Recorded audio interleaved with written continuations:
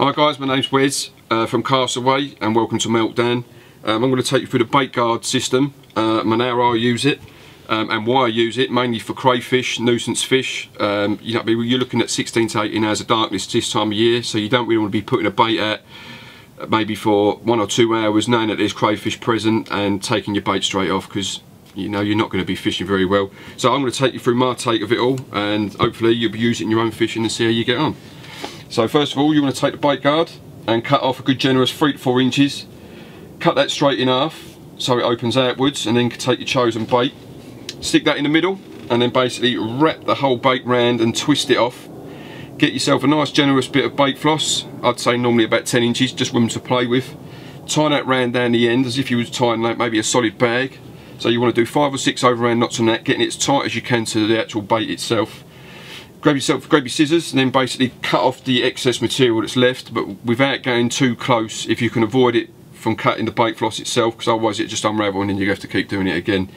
So basically you want to cut that down. Once that's low enough down to the bait, you then want to blob it off with a bit of super glue, just on the knot, not actually on the bait itself, just on the actual nipple itself.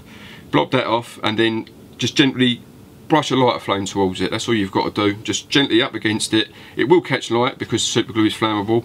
Just give it a quick blow out, and then you just basically want the blob to just go hard, and then once that's hard you know that's not going to slip. So yeah, that's basically my take on it all. You have got the old conventional way of doing it, which is basically dropping it down the boardie, down the tube as you would roll a PVA bag, or make a PVA bag rather, but it looks a bit weird having 2 big knots either side, and basically I think a lot of people don't use it purely for that reason. It looks odd, it's not like a normal bait. So I've basically done my take on that, which is exactly the same principle really, except for I've got 2 little blobs either side of the bait, which have basically been formed the same way by wrapping the bait floss round and then pulling it off. So basically I'm making my own knot either end, which avoids having 2 big knots either side of the bait. So yeah, that's my take on it really. You can use whatever you want.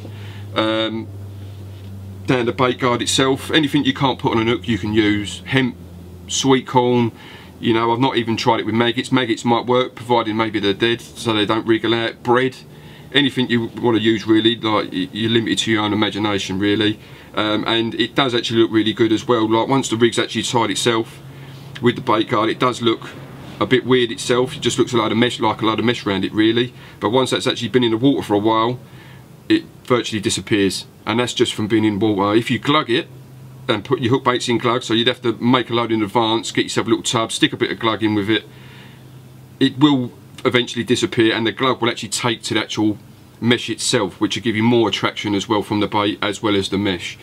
So that's my take on it all. Hopefully it works for you. I'll see you soon.